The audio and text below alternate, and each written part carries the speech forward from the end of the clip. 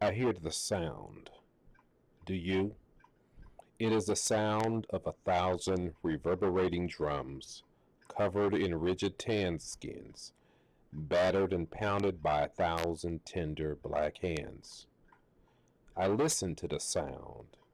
Do you? It is the sound of 1,000 clanking iron shackles, searing deep into tender black flesh, creating even more sounds, loneliness, sadness, even the silent sounds of loss. In the darkness, a young boy silently cries for his father. He's on the other side of the ship, while his mother is with the hands of the captors. She was never the same. I heed the sound. Do you? It is the sound of 1,000 wailing trumpets, of 1,000 screaming saxophones, of 1,000 strumming bass.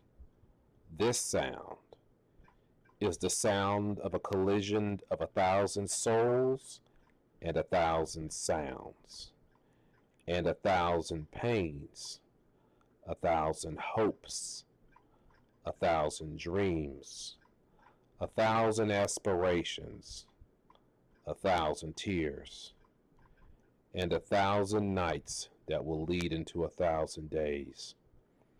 I pay attention to the sound. Do you?